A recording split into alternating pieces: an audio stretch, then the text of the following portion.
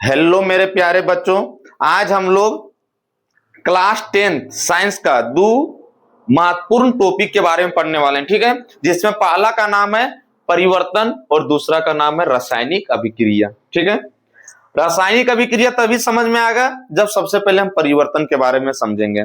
परिवर्तन परिवर्तन किसे कहते हैं? परिवर्तन का अर्थ होता है जी बदलाव। ठीक है, मतलब चेंज हो जाना। जैसे अगर अंगूर को हम खुले अवस्था में बहुत दिनों तक छोड़ दिए तो उसमें किण्वन हो जाता है, मतलब उसका चेंज हो जाता है। ठीक है, अब है कि दूध को रख दिए तो वह है कि 2-3 दिनों के रखने के बाद दूध खराब हो जाता है, तो वह चेंज हो जाना। चेंज हो जाना मतलब बदलाव हो जाना ही परिवर्तन कहलाता है। ठीक है, परिवर्तन दो प्रकार के होते हैं। पहला का नाम है भौतिक परिवर्तन, भौतिक परिवर्तन, और दूसरा का नाम है रासायनिक परिवर्तन। पूरा आसान भाषा में समझा देते हैं।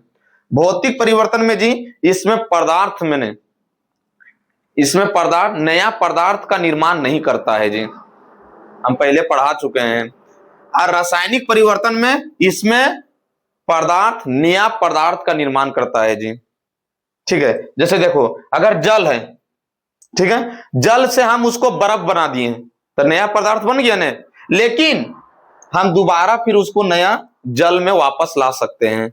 मतलब इसमें अगर जल से हम बर्फ बनाए फिर बर्फ को फिर वापस जल में परिवर्तन किया जा सकता है जी। इसमें नया पदार्थ का निर्माण नहीं होता है, दोबारा उसको पुनः वही स्थिति में लाया जा सकता है, वह भौतिक परिवर्तन होता है जी। एक होता है रासायनिक परिवर्तन, इसमें नया पदार्थ का निर्माण हो जाता है।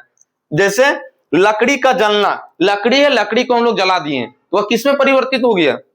राख में परिवर्तित हो गया। लकड़ी को जलाने के बाद वह राख में परिवर्तित हो गया। अब हम चाहेंगे कि राख से लकड़ी बनाया जाए, क्या है संभव है? नहीं संभव है।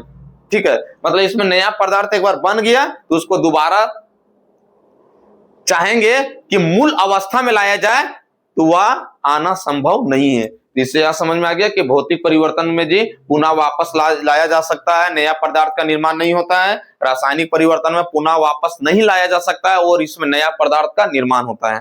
ठीक है, रासायनिक परिवर्तन में जैसे इसका एग्जाम्पल के माध्यम से समझाने का प्रयास करते हैं जी।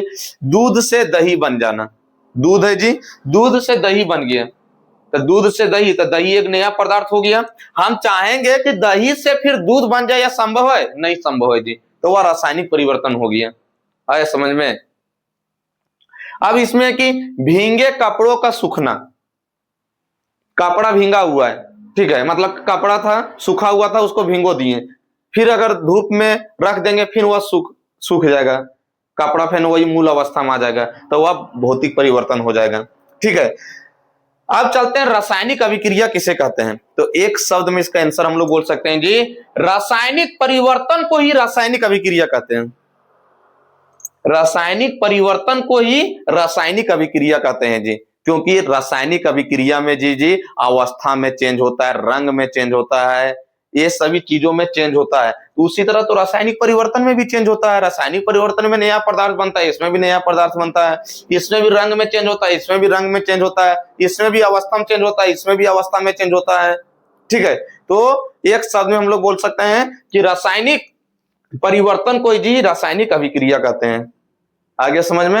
लेकिन और इसका 2-3 गो डिफिनेशन है। और क्या डिफिनेशन हम लोग बोल सकते हैं? जब कोई पदार्थ, एक पदार्थ वातावरण से अभिक्रिया करके, वायुमंडल से कोई भी गैस से अभिक्रिया करके नया पदार्थ का निर्माण करता है जी, वह भी भिन्न गुण वाले पदार्थ का, मतलब यह एक पदार्थ है या किसी से यहां पर अभिक्रिया किया और नया पदार्थ का निर्माण किया, तो यह इसका जैसा गुण होगा ना वैसा इस साइड का गुण नहीं होगा, भिन्न गुण वाला रहना चाहिए। आया समझ में? अगला नंबर, ये एक डिफिनेशन हुआ कि रासायनिक परिवर्तन को रासायनिक अभिक्रिया कहते हैं।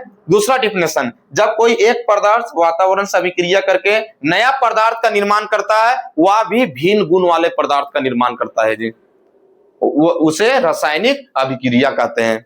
ठीक है, हम रासायनिक परिवर्तन इसलिए समझा दिए कि रासायनिक परिवर्तन समझ में आएगा तभी रासायनिक अभिक्रिया समझ में आएगा। दूसरा डिफिनेशन हम लोग क्या बोल सकते हैं? जब दो पदार्थ, जैसे ए पदार्थ है, बी है, अलग अलग पदार्थ है, दोनों का गुण अलग अलग है, जब दो पदार्थ आपस में जी अभिक्रिया करके नया पदार्थ का निर्माण करता है जी, उसे हम लोग रासायनिक अभिक्रिया कहते हैं जी। जैसे यहाँ पर C+O2 है, कार्बन और ऑक्सीजन आपस में अभिक्रिया करके CO2 कार्बन डाइऑक्साइड का निर्माण करते हैं। जैसे मैग्नीशियम और O2 ऑक्सीजन, तो इसमें मैग्नीशियम ऑक्साइड का निर्माण करता है। तो इससे यह समझ में आया जी कि रासायनिक अभिक्रिया हम लोग को पढ़ने के पहले सबसे पहले रासायनिक परिवर्तन हम जानते हैं कि नया पदार्थ का निर्माण होता है, ठीक है। इसलिए रासायनिक अभिक्रिया जब जब हम लोग पढ़ेंगे ना, रासायनिक अभिक्रिया, वियोजन अभिक्रिया, संयोजन, रासायनिक अभिक्रिया, सब में नया पदार्थ का निर्माण होगा। जिस तरह रासायनिक परिवर्तन में नया पदार्थ, इसलिए इससे यह रिलेटेड है कि इसमें भी नया पदार्थ, इसमें भी नया पदार्थ का निर्माण होता है। आया समझ में? इसका एग्जाम्पल में और बोल सकते हैं, भोजन का पचना, भोजन मतलब भोजन ग्रहण किए उसके बाद खाना पच गया, ठीक है। श्वसन भी एक प्रकार का रासायनिक अभिक्रिया है। दूध से दही बनना भी एक प्रकार का रासायनिक अभिक्रिया है। तो ये सभी एग्जाम्पल हुए। अब है कि रासायनिक अभिक्रिया में, अब अभिक्रिया के बारे में हम लोग जानेंगे, रासायनिक समीकरण के बारे में जानेंगे, वियोजन, संयोजन, ये सभी रासायनिक अभिक्रिया के जो बोला जाता है इनकी पाठ है, भेद है, उसी तरह आगे हम लोग को पढ़ना है इसके प्रकार के बारे में। तो आज के वीडियो में आप लोगों को समझ में जरूर आया होगा कि परिवर्तन किसे कहते हैं, भौतिक परिवर्तन, रासायनिक परिवर्तन। आज बेसिक था, मतलब बच्चों को थोड़ा सा है कि इस सब के बारे में जानकारी आगे बता दी है। अब कल से है कि टॉपिक बाय टॉपिक चलेगा, वियोजन, रासायनिक अभिक्रिया, संयोजन, ऊष्माक्षेपी, ऊष्माशोषी, ठीक है। इसी तरह आगे पढ़ाया जाएगा। अगर आप लोग वीडियो में नए हैं तो आप लोग मेरे चैनल को सब्सक्राइब जरूर कीजिए और अपने दोस्तों के साथ शेयर जरूर कीजिए। जय हिंद।